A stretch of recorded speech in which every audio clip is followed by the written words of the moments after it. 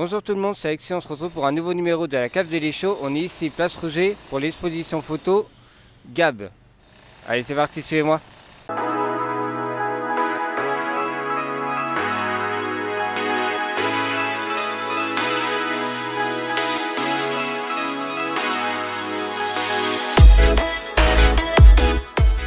Merci Alexis pour cette intro. On est ici donc devant la mairie, sur l'esplanade de la mairie. On est avec une personne. Bonjour à toi. Bonjour. Alors donc ma première question c'est est-ce que tu peux te présenter nom, prénom et âge, et puis après on va parler pourquoi on est ici. Je suis Mathieu Mitschke, j'ai 55 ans. Ok, très bien. Alors est-ce que tu peux nous dire pourquoi on est ici? Qu'est-ce qui se passe derrière nous? Effectivement, il y a pas mal de photos, comme vous pouvez le voir, qui sont derrière nous. Et puis tout au long de l'interview, bien sûr, vous allez voir des images. Donc, est-ce que tu peux nous en dire un petit peu plus? Alors, on est ici sur l'une des 3 places choisies par le GAP, une vieille association qui a plus de 45 ans d'existence, qui présente tous les ans 4 à 5 photographes de talent. Et voilà, on est sur l'une des 3 places de l'événement de l'année, sur lequel figurent les travaux de 2 photographes. Il y a encore 2 autres photographes place travaux et un dernier photographe qui est un photographe nantais et qui a travaillé un très beau projet avec un ancien Choletais qui lui se trouve place Rouget. Ok, très bien. Alors, par rapport à cette exposition photo, est-ce que c'est libre pour chaque photographe au niveau des photos, ou est-ce qu'il y a un thème en particulier que vous mettez en avant chaque année, puisque c'est chaque année. C'est la combienième d'édition d'ailleurs? C'est la 45e. Alors, on nous pose souvent la question, il n'y a pas de thème imposé, pour une raison toute simple, c'est qu'on ne veut pas qu'un photographe, entre guillemets, tire la couverture à lui, enfin pas forcément de façon personnelle, mais si son travail plaît plus, on n'aimerait pas que les autres se sentent un petit peu vexés, c'est classique, hein. Donc le GAP a toujours sélectionné les thèmes parmi ceux proposés par les photographes afin de proposer au public choletais une exposition variée. Tous les ans, une exposition variée. Et on essaie d'une année sur l'autre de varier aussi les sujets pour ne pas avoir 2 années de suite des sujets ressemblants. Voilà, le but, encore une fois, c'est de mettre en avant et de présenter les travaux d'artistes contemporains, notamment, et de faire en sorte que tout le monde s'y retrouve, qu'on soit un enfant de 7 ans ou... Voilà, c'est une expo qui est ouverte aux 7 à 77 et il n'y a pas de limitation. Par exemple, on a un adhérent qui a passé 90 ans cette année.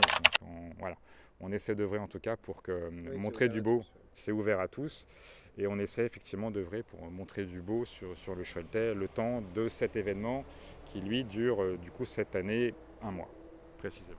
D'accord. Et donc c'est donc réparti sur plusieurs endroits, comme tu nous l'as dit. Justement, le fait que ce soit ouvert à tous et que ce soit sur des endroits comme ça en extérieur, c'est beaucoup mieux en fait par rapport au public, parce qu'ils peuvent voir plus facilement. Souvent, ça peut être dans une salle, une expo photo et tout ça. Et là, c'est un avantage. Alors, c'est un certain avantage dans la mesure où le public va être naturellement plus large. Ça va être des passants qui vont être interpellés par les images et qui vont y passer du temps à les regarder. C'est des gens qui sont au courant de l'exposition qui vont bien évidemment naturellement venir.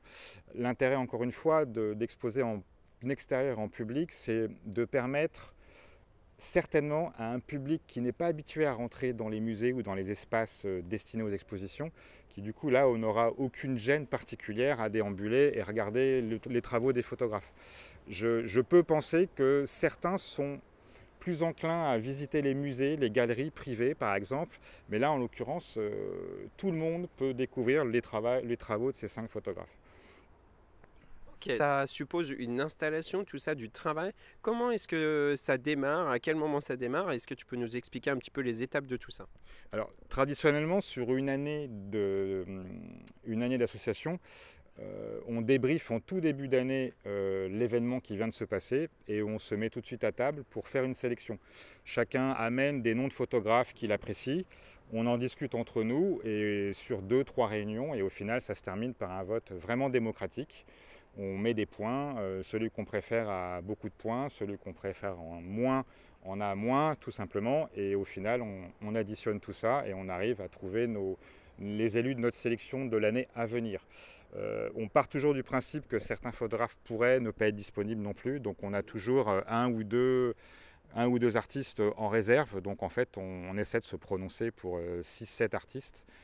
Pour éviter au dernier moment, si un artiste ne peut pas venir, de devoir refaire un vote et encore une fois, c'est une association loi 1901, donc on est tous bénévoles et c'est vrai qu'on a déjà une réunion par mois, ce qui est que je trouve beaucoup. Alors, qu'est-ce qu'on peut vous souhaiter pour l'avenir, donc notamment en termes de projet? J'imagine qu'il y a toujours cette envie de...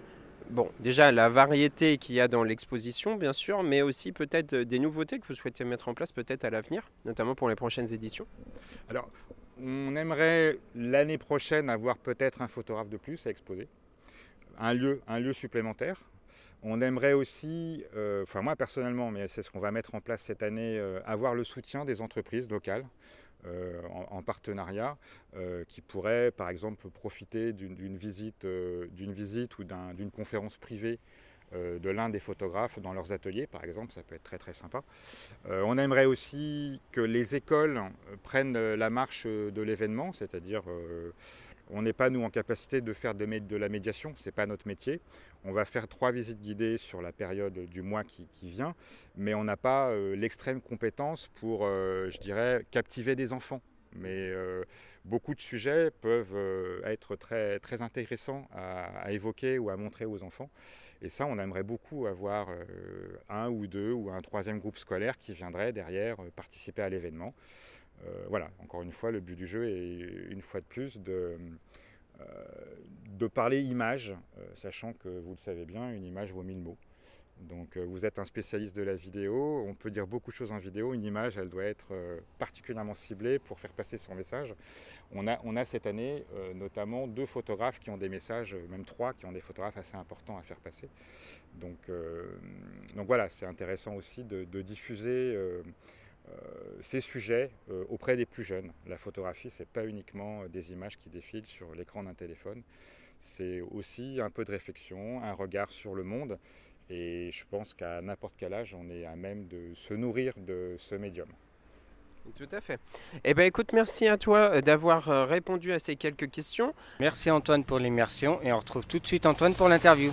Allez, c'est parti. Alors donc les amis, vous commencez à en avoir l'habitude, on est ici place Rouget en immersion, donc au sein de l'expo, la deuxième place et endroit où il y a l'expo photo. On est toujours avec Mathieu. Donc est-ce que tu peux nous dire qu'est-ce qu'il y a ici place Rouget comme exposition?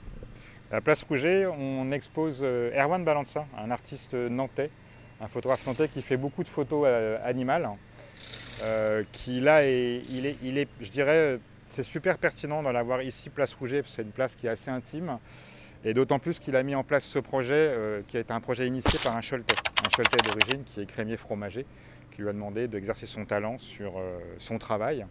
Donc on a place Rouget, finalement l'union d'un photographe local avec un artisan fromager choletais. Donc c'était plutôt très très sympa dans cette sélection-là, aujourd'hui, cette année, de mettre en avant ces talents locaux en fait.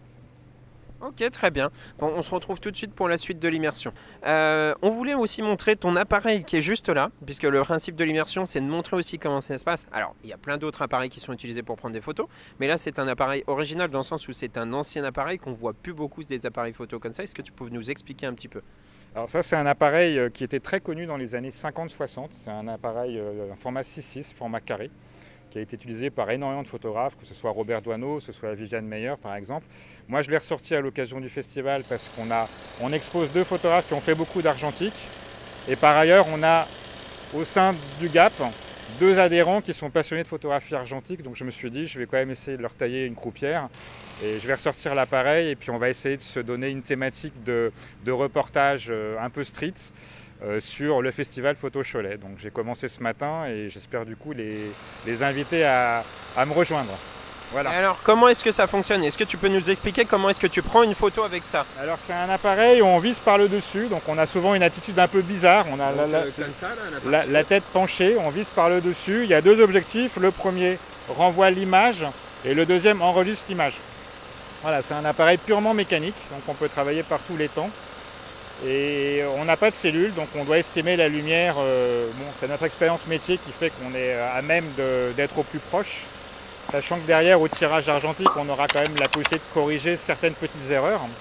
Mais c'est vraiment un appareil destiné à un travail un petit peu laborieux, même si beaucoup de reporters ont utilisé cet appareil dans les années 50-60, en travaillant rapidement pour la presse notamment. Mais aujourd'hui, c'est plus le plaisir de prendre son temps pour composer son image. On a une visée qui est un peu inversée, c'est-à-dire que la gauche et la droite, la petite manivelle, elle sert à passer à la vue suivante et à rembobiner. Voilà, on a juste des réglages simples, hein.